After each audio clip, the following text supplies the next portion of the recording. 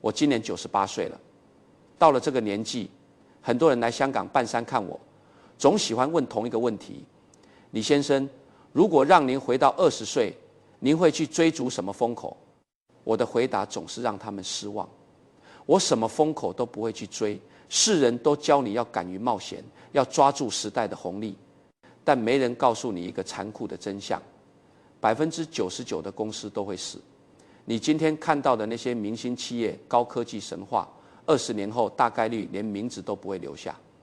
真正的富人从不冒他们输不起的险。我这辈子最大的发现，不是如何看懂复杂的财报，而是认清了5个永远不会过时的行业。他们就像每天升起的太阳，20年前在，今天在，20年后依然会在。时间是他们最深的护城河。1950年代的香港，空气里总是混杂着潮湿的海水味和一种焦躁的渴望。那是一个只要你肯流汗，似乎就能从地上捡到钱的时代。那时候，塑胶花产业就像一场突如其来的飓风，席卷了整个港岛和九龙。你走在深水或是观塘的街头，几乎每一个破旧的唐楼里，都能听到机器冲压塑料的刺耳声响，闻到那种刺鼻的融化塑料的化学气味。很多人以为这就是通向财富自由的大门。我当时也在这门生意里，但我每天看着那些疯狂涌入的新人，心里却感到一阵阵发寒。为什么？因为这门生意的门槛低到了近乎不存在的地步。只要你手里有几千块钱，能租下半层楼，买2台2手的注塑机，再雇几个刚逃难到香港急需一口饭吃的老乡，你就是一个老板了。所有人都教你要敢于冒险，去抓住时代的红利，但没人告诉你，真正的富人从不冒他们输不起的险。当所有人都能轻易做一件事情的时候，灾难就已经在倒计时了。不出我所料，由于生产过剩，塑胶花的价格在极短的时间内经历了雪崩。昨天还能卖1块钱的货，今天降到2毛钱都有人抢着抛售。那段日子，我每天都能在茶餐厅里听到谁家的工厂又倒闭了，谁又因为欠了高利贷连夜跑路。我之所以能活下来，甚至在后来完成了资本的原始积累，不是因为我比他们聪明，也不是因为我运气好，而是因为我从不把眼光放在那些谁都能赚到的快钱上。我早早地将利润投入到了购买地皮和厂房上。当风暴来临，同行们因为交不起租金而破产时，我依然能安稳地站着。好景时不要忘记坏日子，坏景时不要忘记好日子曾经来过。这不仅是对心态的要求，更是对商业常识的敬畏。在商业世界里，有一个很多人一辈子都想不明白的悖论：那些看起来最简单的生意，往往是全世界最难做的生意。开一家杂货店，弄一个小餐馆，建一个没有技术壁垒的小工厂，这些是普通人创业的首选。大家觉得这种生意看得见、摸得着，逻辑简单，但他们忽略了一个致命的问题：当一门生意的门槛无限趋近于0时，它的竞争激烈程度就会趋近于无限大。你在这样的行业里，每一天都要和无数个饥饿的同行搏杀。让我给你讲一个我老朋友的故事，我们就叫他陈伯吧。陈伯在上环的文贤西街开了一家海味铺，卖冬菇、干贝、鲍鱼。他干了整整30年。陈伯是个极其勤奋的人，典型的老派香港商人。他每天早上5点准时起床，亲自去码头挑货。他记得街坊四邻每一个老主顾的名字，甚至记得谁家的儿媳妇刚生了孩子，需要买些什么补品。在我们那个年代，像陈伯这样的人是被所有人尊敬的。大家觉得只要你勤奋、诚实、童叟无欺，你就理所应当能赚到钱，能安稳地过一辈子。直到有一天，情况变了。在陈伯店铺的街对面，开了一家2层楼高的大型现代连锁超市。那家超市的灯光永远亮如白昼，冷气开得十足。最要命的是，同样的冬菇，超市里的价格比陈伯进货的成本还要低10%，而且种类多出了1倍。除此之外，超市还提供免费的地下停车场。那段时间，我去上环看他，我看到这位干了30年、曾经无比自信的老伙计，在超市的货架前站了很久，死死地盯着那些标着极低价格的价签发呆。他那双挑了一辈子海味的粗糙的手，有些微微发抖。他试图降价，想把流失的街坊们拉回来，但他的进货渠道太传统，成本根本压不下去。降价，他每天都在亏血本；不降价，客人就像沙子一样从指缝里流光。仅仅3个月后，陈伯撑不住了。海味铺结业的那天，我去帮他收拾东西。他坐在空荡荡的柜台后面，头发仿佛在那几个月里全白了，眼神空洞得让人心酸。他倒了2杯茶，手依然在抖。他对我说：“李生，我做了30年生意，我以为自己很懂这行，但我不明白街坊们为什么为了省几块钱，连几十年的交情都不顾了。我输给对面那个超市经理了吗？”我看着他，只能平静地告诉他一个残酷的事实。我说：“陈伯，你没有输给任何人，你只是输给了这个行业的本质。在这个时代，努力是最不值钱的东西。因为在错误的战场上，你越努力，阵亡的就越快。没有护城河的生意，就是在裸奔。你今天赚到的钱，明天就会被另一个不怕流血的人抢走。做生意就像种树，你不能每天去刨开土看根长了没有，你只管浇水，然后等不了的人，永远种不出大树。但前提是你种树的这块土地，不能是谁都可以随便进来踩一脚的公共草坪，你必须有自己的围栏。有属于自己的防线。如果增长需要你每天如履薄冰，需要你一刻不停地奔跑才能勉强留在原地，那么这种增长毫无意义。我们需要寻找的是那些即便你什么都不做，时间依然会成为你朋友的生意。在这个世界上，绝大多数人都患有一种性感饥渴症，他们做投资选行业，总喜欢那些听起来能改变世界、能上月球、充满了高科技名词的新鲜事物。但在我近100年的岁月里，我看过太多烈火烹油的繁华，最后烧得只剩下一地灰烬。如果你问我什么才是真正的好生意，我的答案往往会让那些西装革履的投资银行家们直摇头。好生意不是利润有多高，也不是增长有多快，而是它解决的问题永远不会消失。人类最深层的恐惧是什么？不是贫穷，而是不确定性，是对疾病、意外和死亡的本能恐惧。只要人还活着，风险就如影随形；只要风险存在，有一门生意就像空气一样，永远被需要。这就是我要讲的第一个永不过时的行业——保险。你可能会笑，这算什么秘密？街头巷尾到处都是推销保险的人，但请相信我，这个世界上99%的人，甚至包括很多在金融街上班的分析师，都根本没有看懂保险生意的真正逻辑。我认识一个做保险精算的后生仔，叫托马斯。今年是2026年，他刚好53岁。如果你往回推算，他大学毕业步入社会的时候，正赶上上世纪90年代末那场疯狂的互联网泡沫。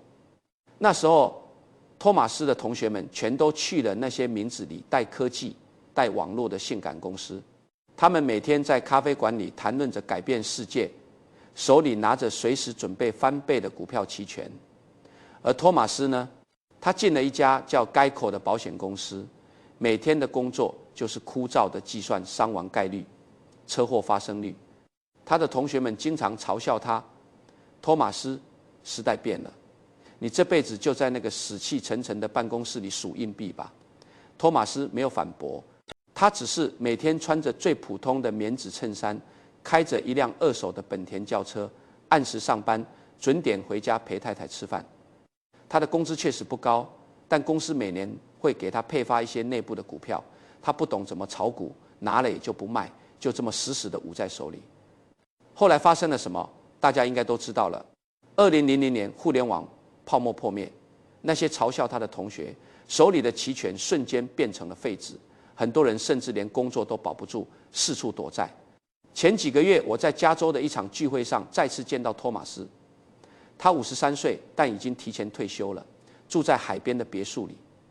他依然开着一辆不起眼的本田车，穿着几十年不变的 Polo 衫，完全看不出是一个身价千万的富翁。他端着一杯柠檬水，对我苦笑了一下：“李生，我这辈子其实一点都不聪明，我只做对了一件事，就是留在一个有浮存金的公司里没有走。很多人不懂保险，以为保险公司是靠收上来的保费大于理赔款来赚钱的。如果是这样，那保险就是一场与死神对赌的烂生意，每天都要提心吊胆。真正聪明的生意人从不靠运气赚钱，他们靠时间差赚钱。这就要说到托马斯口中的浮存金。什么叫浮存金？用最市井的话来说，就像是你开了一家茶馆，街坊邻居今天把一辈子的茶钱先交给了你，但他们可能要30年后才来把这笔茶钱慢慢喝完。在这漫长的30年里，这笔巨额的现金白白放在你的手里，你不需要支付任何利息，你可以拿它去买收租的地皮，去投资稳健的基础设施，去买那些分红极高的好公司。哪怕你每年只赚几个点的收益，30年积累下来的复利也已经是一个天文数字了。等到30年后你需要掏钱理赔时，你当年赚到的利润早已经盖过了那点成本。这就是世界上最隐蔽也最可怕的护城河，免费的杠杆。有了这个杠杆，时间就不再是你的敌人，而是你最忠诚的打工仔。有人可能会问，既然保险这么好赚，为什么那么多保险公司最后还是倒闭了？原因很简单，人性里的贪婪往往会毁掉最完美的商业模式。绝大多数保险公司的管理层都是一群只顾眼前利益的蠢货，他们为了在年终财报上抢下更多的市场份额，不顾一切的降价，拼命去接那些高风险的单子，结果收来的保费少得可怜，理赔的时候却要大出血，直接把公司拖垮。托马斯所在的那家公司最厉害的地方根本不在于他们卖出了多少保单，而在于他们敢于不卖。他们只做低风险客户，比如记录良好的政府雇员。面对那些高风险但利润诱人的单子，他们连看都不看一眼。看起来他们的市场份额比别人小，扩张速度比别人慢，但他们每一笔收进来的保费都能实打实地变成安全的浮存金。失去一个客户，损失的是钱；失去风控的纪律，损失的是你的未来。真正的强者要有宁可把生意推给别人，也绝不做亏本买卖的定力。这世界上所有的破产都是从觉得偶尔破一次例没关系开始的。这也是我在长和系经营了几十年一直坚持的底线。我们做港口、做零售、做电讯，其实背后的逻辑跟聪明的保险公司是一样的。我永远要求账上有充足的现金流，这笔钱放在那里，平时看着有些吃亏，好像错过了很多暴富的机会。但只要经济危机一到，别人被迫断臂求生的时候，这就是我们从容去市场里捡金子的底气。未来20年，科技会发展成什么样？人工智能会不会取代人类的工作？我不知道，但我非常确定一件事：20年后，哪怕是在2046年，人类对死亡、疾病和事故的恐惧一丁点都不会减少。很多人做生意赚到了一点钱，就开始飘飘然。他们做的第一件事，往往是拿着大把的支票，跑去电视台或者网络平台上疯狂地打广告。他们以为只要让全世界都知道自己的名字，这就叫做品牌了。这是一种极其昂贵而且愚蠢的错觉。知名度从来不等于品牌。如果只是名字被大家知道，那昨天刚出了丑闻的劣迹艺人知名度也是很高的，但这能换来真金白银吗？品牌的本质从来不是用大喇叭向全世界宣告你有多好，而是一个让人不用思考就能做决定的信息优势。我们在香港生活了几十年，有一条非常市井但也非常深刻的规律：在香港，哪家要是嫁女儿，做长辈的必定要去打一套龙凤金镯子。你仔细观察就会发现，大家几乎都会走进弥敦道上那几家开了几十年的老字号金铺。为什么？难道街角那间新开的、装修得更豪华，甚至每克金价便宜几十块钱的小店，他们的金子就一定是假的吗？不一定。但问题就在这里：你去老字号买金，你买的仅仅是金子吗？不是的，你是在买一种心安理得。你不需要懂怎么用火烧来鉴别真假，你不需要去查阅黄金的纯度证明，你甚至不需要和店员讨价还价。当那个印着老字号名字的红丝绒盒子交到你手里，当你把它送给女儿或者儿媳妇的时候，双方都不需要任何解释，这就足够了。你多付的那部分溢价，就是为了不用思考而买单。在这个信息爆炸、真假难辨的世界里，不用思考的决定，才是商业世界里最有价值的决定。我有一位远在美国的老朋友，投资家查理芒格先生，他曾经跟我分享过一个极其精妙的例子，这与我们在香港买金器的逻辑如出一辙。1970年代，他和沃伦买下了一家在加州做盒装巧克力的老店。那家店的账面资产少得可怜，要价却高得离谱，但他们毫不犹豫地买了下来。而且在随后的50年里，这家巧克力店每年都在涨价，从不间断，客户却依然络绎不绝。为什么？你可以试着想象一个场景：情人节那天，一个男人下班后匆匆忙忙去买礼物。如果他走进商场，为了省下10美元，挑了一盒名字听都没听过的打折巧克力带回家递给太太，你觉得会发生什么？我敢保证，他那天晚上的饭肯定是吃不香的。但如果他手里拿的是那家老字号标志性的蓝白相间盒子，当他拿出来的那一刻，太太的脸上一定会露出满意的笑容。这就是确定性。真正值钱的品牌，从来不是在卖产品，而是在卖一种绝不让你担惊受怕的确定性。客户买的不是几块糖，他们买的是那个一定会亮起来的笑容。当你能牢牢锁住这种人类情感上的确定性时，你就拥有了商界最可怕的武器——定价权。有一次，一个在名校读 MBA 的年轻人来拜访我，他满脑子都是现代商学院教的那套理论。他非常不解地问我：“李先生，既然这种老字号这么赚钱，品牌这么有力量，他们为什么不降价去抢占更多的市场？为什么不开设流水线，把店开到全世界去？”我看着这个充满激情的年轻人，就像看着几十年前那个在茶楼里刚端完茶、满脑子想发财的自己。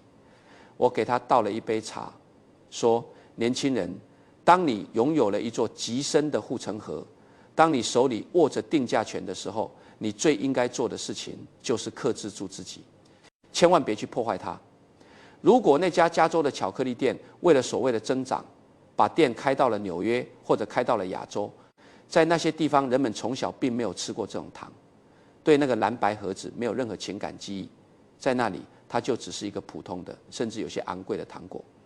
为了卖出去，他就不得不打折，搞促销。一旦你开始打折，你在老顾客心里的那份尊贵感和确定性就出现了一条裂缝。增长从来不是企业的目标，盈利能力才是。在这个世界上，用牺牲利润去换取规模的扩张，就像是每天喝海水来解渴，你喝得越多，死得越快。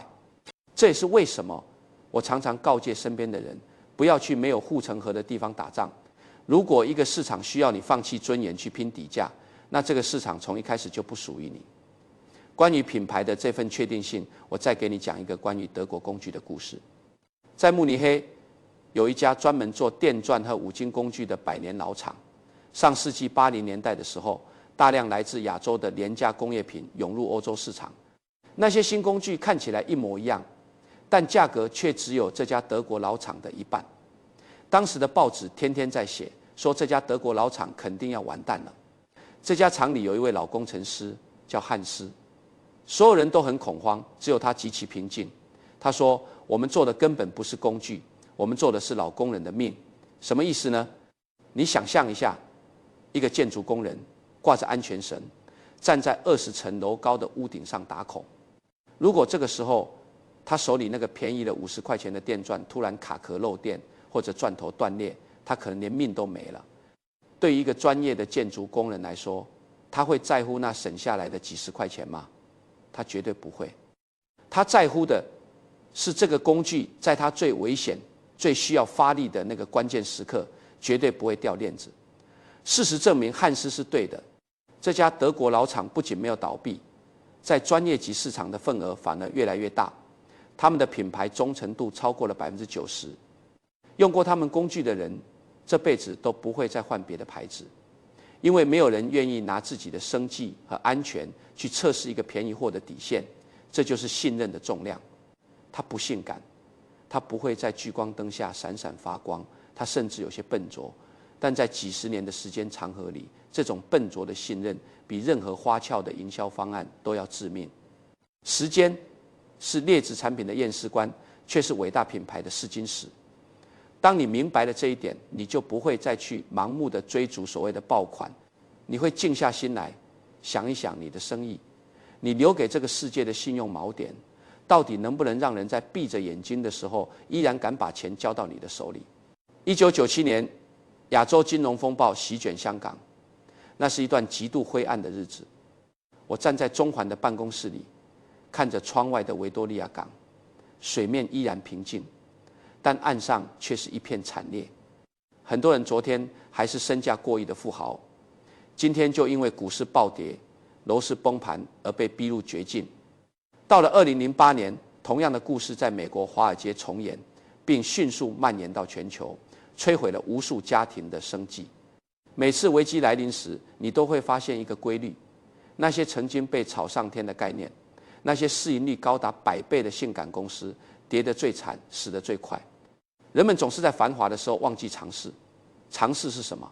尝试是不管外面的世界怎么变，就算天塌下来，你每天回到家还是要开灯，还是要用水洗脸，还是需要天然气做饭。这些听起来极其笨重、极其无聊的生意，构成了人类社会运转的底座。他们是城市的水电煤，在别人恐慌的时候去买下整座城市的底座。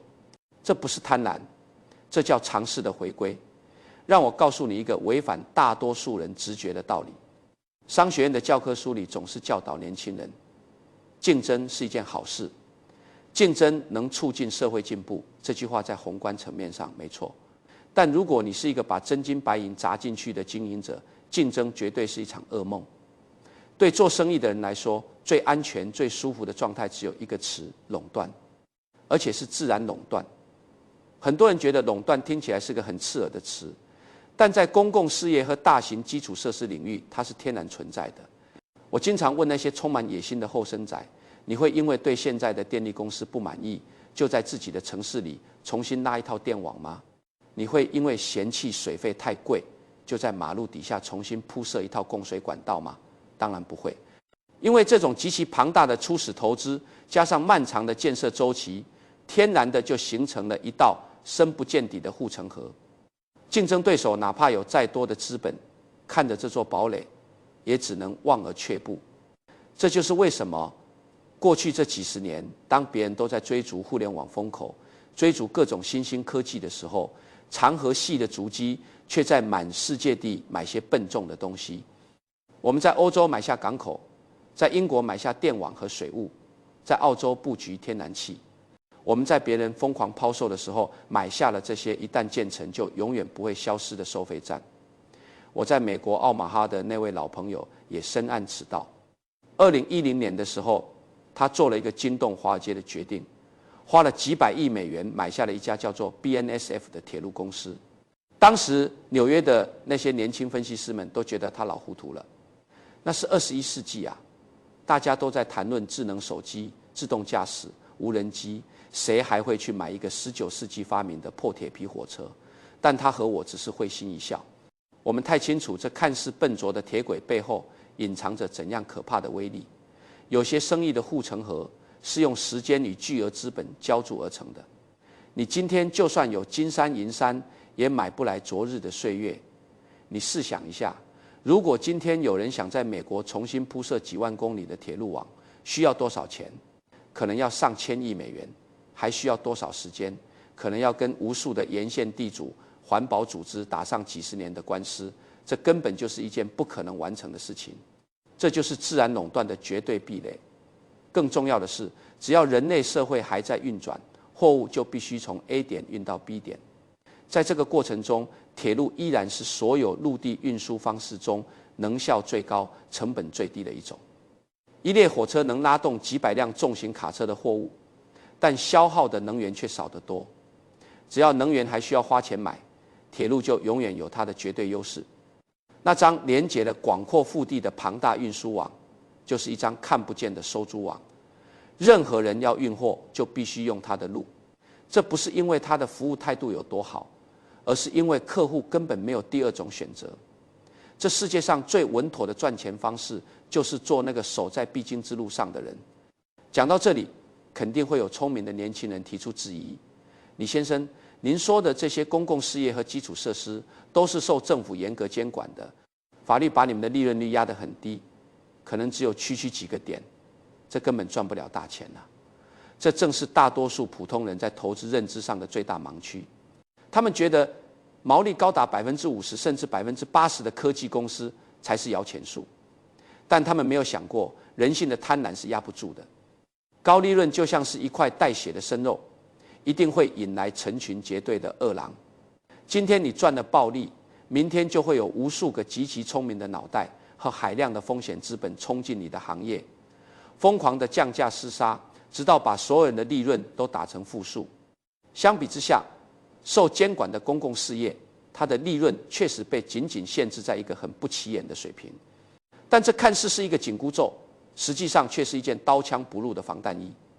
高利润是引诱竞争者送命的毒药，而受监管的微利才是阻挡千军万马的铜墙铁壁。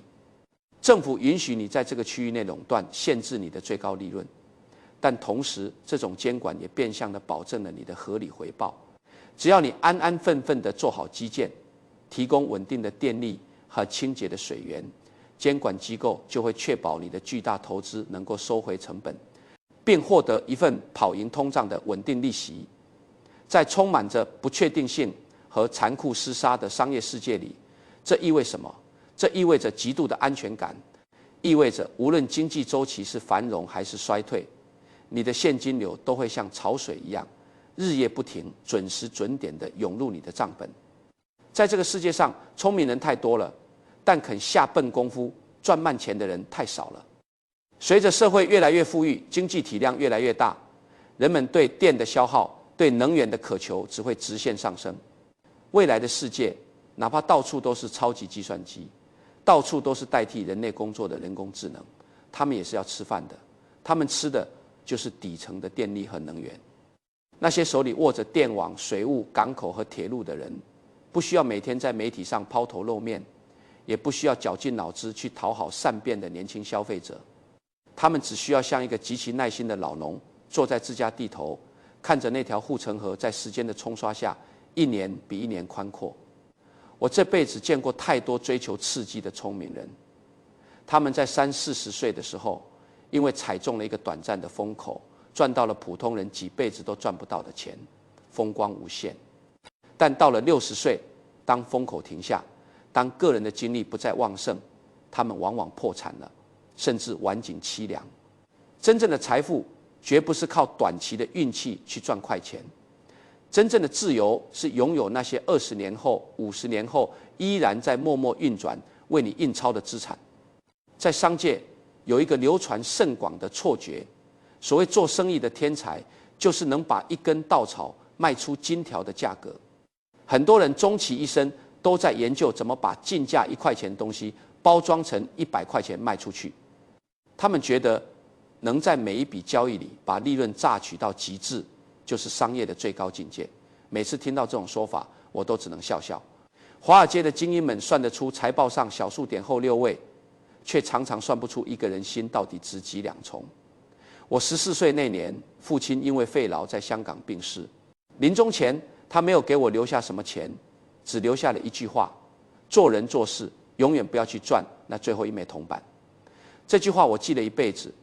后来我做塑胶花、做地产、做港口，我给自己定下了一个死规矩：如果一笔生意我拿10%的利润是合理的，但我有能力凭着谈判技巧拿到11%，那我最终只会拿9%。为什么？因为当你拿了11%，你把对方的骨髓都榨干了，你们的缘分也就到此为止了。下次他有好的机会，绝对会绕着你走。但如果你只拿9%，把剩下的利润留给别人，你的合作伙伴就会像滚雪球一样越来越多。在这世上，把利润赚到极致的人，最后往往会失去整盘生意。肯把钱分给别人赚的人，才能做真正的长庄。在这个世界上最深的护城河，从来不是什么高科技的技术壁垒，也不是花里胡哨的营销手段，而是2个字：信任。讲到信任，我要给你讲讲一家美国零售公司的故事。这家公司叫 Costco。1997年，我曾有幸近距离观察过他们的运作模式。那是一个被沃尔玛用极致低价统治零售业的时代，几乎所有超市都在学沃尔玛怎么压榨供应商。但 Costco 的创始人吉姆·辛内加尔却像个老顽固一样，定下了一个在同行看来简直是自寻死路的规矩：店里任何商品的毛利率永远不准超过14%。14%是个什么概念？传统超市的毛利通常在25%到30%，如果是百货商场，有些甚至能加价50%。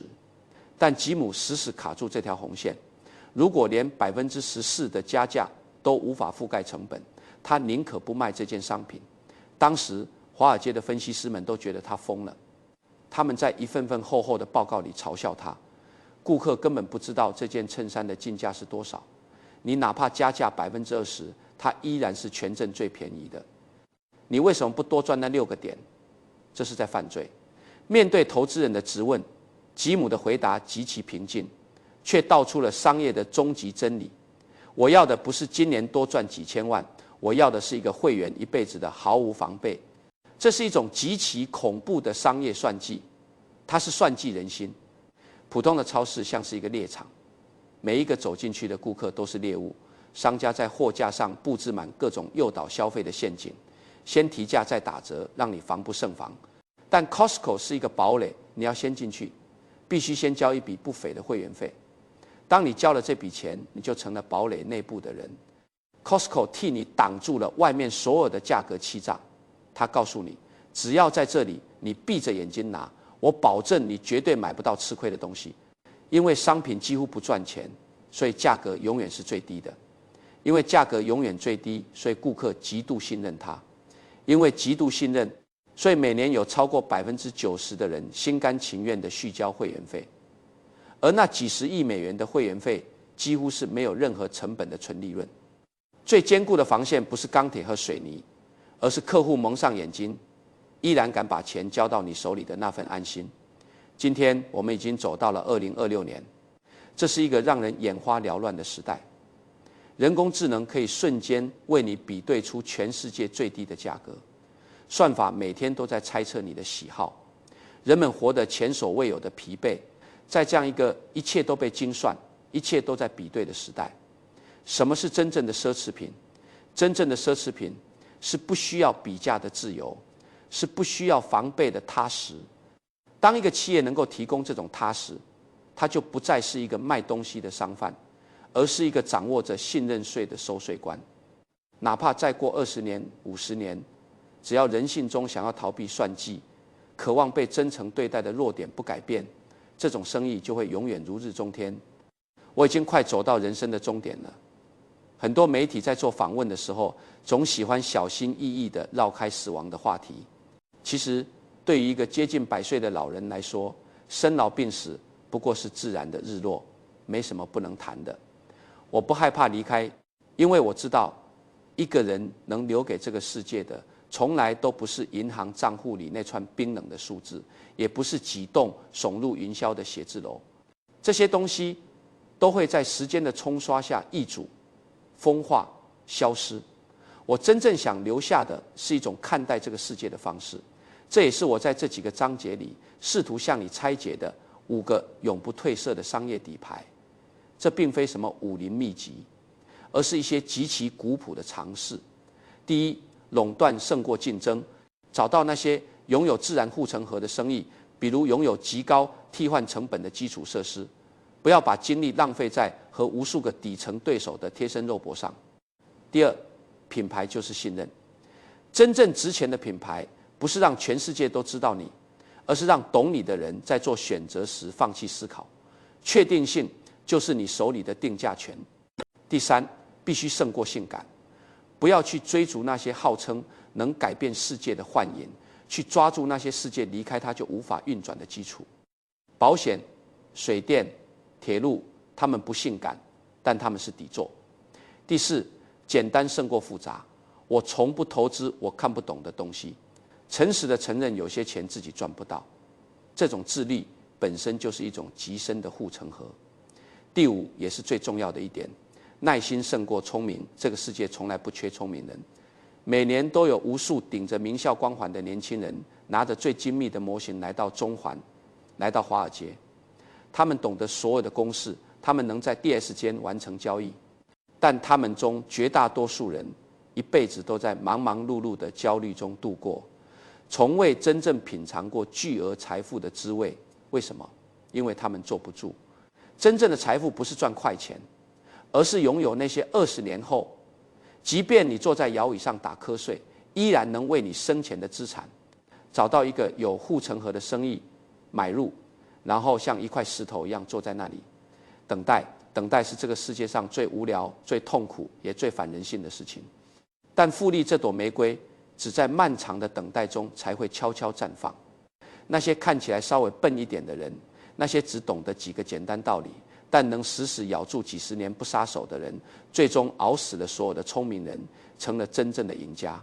所以，年轻人在这个喧嚣的2026年，在这个人人都在讨论下一个风口会在哪里爆发的时刻，我希望你能偶尔停下来，不要再问风往哪里吹了，去问问自己，你脚下的这座城池有没有足够深的护城河？你有没有在阳光灿烂的日子里为自己修好那把可以抵御暴风雨的伞？愿你找到自己的护城河，愿你学会那最艰难的等待，更愿你在晚年回首时，不仅拥有满仓的财富，更能拥有一个不被焦虑吞噬的安稳的灵魂。人生这杯茶要慢慢喝。我讲完了，祝你好运。